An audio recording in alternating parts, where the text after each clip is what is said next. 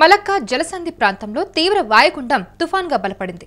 ఈ మేరకు తుఫాన్కు సెన్యర్గా భారత వాతావరణ శాఖ నామకరణం చేసినట్టు ఏపీ విపత్తుల నిర్వహణ సంస్థ ప్రకటించింది. మలక్కా జలసంధిపై ఏర్పడిన తీవ్ర అల్పపీడనం గత 6 గంటల్లో గంటకు 10 కిలోమీటర్ల వేగంతో దాదాపు పశ్చిమ దిశగా కదిలి తుఫాను సెన్యర్గా మారింది. అయితే బుధవారం ఇది మలక్కా జలసంధి మరియు దానిని ఆనుకొని ఉన్న ఈశాన్య ఇండోనేషియాపై విస్తరించిందని ఐఎండీ బుధవారం తెలిపింది.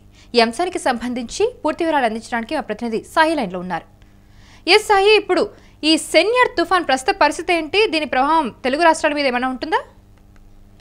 ఎస్ కౌసల్య, దక్షిణ భారతదేశాన్ని ముఖ్యంగా మన తెలుగు రాష్ట్రాలని వణికించేందుకు మరొక భీకర తుఫాన్ దూసుకొస్తోంది. బంగాళాఖాతంలో వరుసగా ఏర్పడుతున్న వాతావరణ మార్పుల కారణంగా తెలుగు ప్రజలను ఇప్పుడు ఆందోళనకు గురి చేసే పరిస్థితులు ఏర్పడతా ఉంది. ఇప్పటికే అల్పపీడనాల ప్రభావంతో ఆంధ్రప్రదేశ్ లో వర్షాలు మొదలయ్యాయి. అయితే అటు తెలంగాణలో కూడా కొన్ని ప్రాంతాల్లో చిరుజల్లులు పడుతూ ఉన్నాయి. ఈ నేపథ్యంలోనే బంగాళాఖాతంలో ఏకకాలంలో 2 అల్పపీడనాలు చురువుగా ఉండడంపై పెద్ద హెచ్చరికగా కూడా మారింది. ఇందులో ఒక అల్పపీడనం అతి త్వరలో వాయుగుండంగా మారి ఆ తర్వాత తుఫాన్ గా మారే అవకాశాలు ఉన్నాయని ఆంధ్రప్రదేశ్ విపత్తుల నిర్వహణ సంస్థ అయితే ప్రకటించింది. ఈ తుఫాన్ కు సెన్యార్ అని కూడా నామకరణం చేయడం జరిగింది కౌసల్య. అయితే రానున్న రోజుల్లో ఏపీ, ముఖ్యంగా రాయలసీమ, దక్షిణ కోస్తా జిల్లాలపై ఈ వాతావరణ ప్రభావం అత్యంత తీవ్రంగా ఉండబోతుందని చెప్తా ఉన్నారు. ఇవాళ శ్రీలంక ప్రాంతాల్లో మరొక అల్పపీడనం ఏర్పడే అవకాశం ఉందంటూ కూడా AP state disaster management authority హెచ్చరించింది. అయితే చూసుకుంటే ఈ 2 వాతావరణ ప్రభావంలోనే రానున్న రోజుల్లో భారీ వర్షాలు పడనున్నాయి. ప్రస్తుతం కొనసాగుతున్న తీవ్ర అల్పపీడనం మరింత బలం పుంజుకునే అవకాశం ఉందంటూ కూడా చెప్తా ఉన్నారు. ఇది పశ్చిమ వాయువ్య దిశగా కదులుతూ దక్షిణ అండమాన్ సముద్రంలో నేడు వాయుగుండంగా బలపడే అవకాశం ఉన్నట్లు కూడా ఐఎండీ అధికారులు చెప్తా ఉన్నారు. అయితే నైరుతి బంగాళాఖాతంలో ప్రత్యేకంగా గుర్తించబడిన అల్పపీడనం అయితే బలపడుతున్నట్టుగా తెలుస్తుంది. ఇది సెన్యర్ తుఫాన్ ప్రభావమా లేక ఇతర వ్యవస్థ ఏదైనా ఉందా?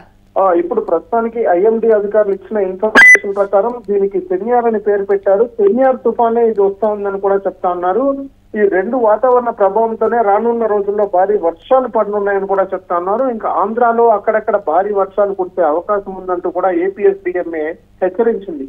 ఒకవేళ ఈ తుఫాన్ ఆంధ్రప్రదేశ్ తీరం దాటితే కొన్ని జిల్లాల మీద అత్యంత తీవ్రంగా ఉంటుందంటూ కూడా అంచనా వేస్తున్నారు. ఇప్పటికే ప్రకాశం, నెల్లూరు, కడప, అన్నమయ్య, చిత్తూరు, తిరుపతి జిల్లాలో అక్కడక్కడ మోస్తారు వర్షం పడే అవకాశం ఉందంటూ కూడా ఐఎండీ స్పష్టం చేసింది. అయితే బుధవారం మధ్యాహ్నం నాటికి తుఫాను ఇండోనేషియా తీరాన్ని దాటుతుందని చెప్పి ఐఎండీ ప్రకటించింది. అయితే ఇది అంటే దీనికి గల ప్రధాన కారణం ఏంటి? అంటే ఇప్పుడు వాతావరణ పరిస్థితులా లేదంటే సముద్రంలో ఉన్న ఉష్ణోగ్రతల కారణమా? అంటే సముద్రంలో ఉండే కారణాలనే చెప్తా ఉన్నారు. అయితే ఏపీఎస్డిఎంఏ అల్పపీడనం ప్రభావంతో నవంబర్ 25 నుండి 28 వరకు దక్షిణ కోస్తా రాయలసీమ ప్రాంతాల్లో అక్కడక్కడ మోస్తారు వర్షాలు కురిసే అవకాశాలు ఉన్నాయంటూ కూడా చెప్తా ఉన్నారు. ఇంకా చూసుకుంటే నవంబర్ 29 నుంచి 30 తేదీలలో కోస్తా రాయలసీమ జిల్లాల్లో భారీ వర్షాలు కురిసే అవకాశం ఉందంటూ కూడా వాతావరణ శాఖ హెచ్చరిస్తా ఉంది. ముందే ప్రజలు అప్రమత్తంగా ఉండాలి, జాగ్రత్తలు వహించాలంటూ కూడా చెప్తా ఉన్నారు.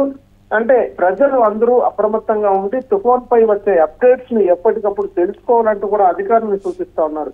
ఇక చూసుకుంటే ఇక్కడ ఈ వాయుగుండం కేవలం 48 గంటల్లో బలం పుంజుకొని దక్షిణం బంగాళాఖాతంలో తుఫాన్ గా మారాలంటే ప్రభావం మాత్రం చాలా తీవ్రంగా ఉండబోతుంది. ఇది కూడా AP state disaster management authority అయితే హెచ్చరించింది. ఇంకా ఆంధ్రాలో కూడా ఆల్రెడీ ఎక్కడెక్కడ వర్షాలు పడే అవకాశం ఉందంటూ కూడా ఐఎండీ అధికారులు అయితే స్పష్టం చేశారు. అయితే ఇప్పుడు ఈ సంవత్సరం ఋతుపవనాల తర్వాత ఉత్తర హిందూ మహాసముద్రంలో ఈ బేసిన్ లో ఏర్పడిన 2వ తుఫాన్ సెన్యార్ అన్నమాట. అయితే మొంతా తుఫాన్ అయితే అక్టోబర్ 28న కాకినాడ సమీపంలో ఆంధ్రప్రదేశ్ తీరాన్ని తాకింది. అయితే మొంతా తుఫాన్ తో పోల్చుకుంటే కనుక సెన్యార్ తుఫాన్ ఎంత తీవ్రతతో ఉంటుంది? అంటే దీని ప్రభావం ఎక్కువ ఉంటుందా తక్కువ ఉంటుందా మొంతా తుఫాన్ కన్నా? ఈ సెన్యార్ తుఫాన్ అనేది చాలా బీభత్సం సృష్టించబోతుందనేసి ముందే అధికారులు హెచ్చరిస్తా ఉన్నారు. ప్రజలందరూ అప్రమత్తంగా ఉండాలి, జాగ్రత్తగా ఉండాలంటూ కూడా ముందే చర్యలు చేపడుతున్నారు. అధికారులందరూ కూడా ముందే ఇన్ఫర్మేషన్స్ కూడా పాస్ చేస్తా ఉన్నారు. ఈ 2 వాతావరణ ప్రభావంలోనే రానున్న రోజుల్లో అతి భారీ వర్షాలు పడే అవకాశాలు ఉన్నాయంటూ కూడా చెప్తా ఉన్నారు. తీవ్ర అల్పపీడనం మరింత బలం పుంజుకునే అవకాశం ఉంది. దీంతో వర్షాలు బీభత్సం సృష్టించే అవకాశం ఉంది ఈదురుగాలులతో అంటూ కూడా ఐఎండీ అధికారులు స్పష్టం చేశారు. అంటే దక్షిణ అండమాన్ సముద్రంలోనే నేడు వాయుగుండంగా బలపడే అవకాశం ఉంది. ఈ వాయుగుండం కేవలం 48 గంటలుగా మారి బలం పుంజుకొని దక్షిణ బంగాళాఖాతంలో తుఫాన్ గా మారేటువంటి ప్రమాదం ఉందని కూడా AP state disaster management authority అయితే హెచ్చరించింది. Right Sai, thank you for the information. Yes, Malacca జలసంధి ప్రాంతంలో తీవ్ర వాయుగుండం అయితే తుఫాన్ గా బలపడింది. అయితే ఈ మేరకు తుఫాన్ కు సెన్యర్ గా భారత వాతావరణ శాఖ నామకరణం చేసినట్టు ఏపీ విపత్తుల నిర్వహణ సంస్థ ప్రకటించింది. మలక్కా జలసంధిపై ఏర్పడిన తీవ్ర అల్పపీడనం గత 6 గంటల్లో గంటకు 10 కిలోమీటర్ల వేగంతో దాదాపు పశ్చిమ దిశగా కదిలి తుఫాను సెన్యర్ గా మారింది. బుధవారం ఇది మలక్కా జలసంధి మరియు దానికి ఆనుకొని ఉన్న ఈశాన్య ఇండోనేషియాపై విస్తరించింది అని ఐఎండీ బుధవారం తెలిపింది. అయితే 24 గంటల తర్వాత క్రమంగా బలహీనపడే అవకాశం ఉందని తెలిపింది. ఈ వ్యవస్థ బలహీనపడడానికి ముందు ఇండోనేషియా తీరాన్ని దాటుతుందని ఐఎండీ తెలిపింది. నైరుతి బంగాళాఖాతంలో ప్రత్యేకంగా గుర్తించబడిన అల్పపీడనం బలపడుతోంది. దీని ఫలితంగా భారతదేశంలోని దక్షిణ రాష్ట్రాలలో భారీ వర్షాలు కురుస్తాయని ఐఎండీ తెలిపింది. రాబోయే 24 గంటలు సెన్యార్ తుఫాను బలాన్ని నిలుపుకునే అవకాశం ఉందని, తర్వాత క్రమంగా బలహీనపడే అవకాశం ఉందని ఐఎండీ తెలిపింది. బుధవారం మధ్యాహ్నం నాటికి తుఫాను ఇండోనేషియా తీరాన్ని దాటుతుందని, ఆ తర్వాత బలహీనపడుతుందని ఐఎండీ తెలిపింది. ఈ సంవత్సరం ఋతుపవనాల తర్వాత ఉత్తర హిందూ మహాసముద్ర బేసిన్లో ఏర్పడిన 2వ తుఫాన్ సెన్యార్. మొంతా తుఫాను అక్టోబర్ 28న కాకినాడ సమీపంలో ఆంధ్రప్రదేశ్ తీరాన్ని తాకింది.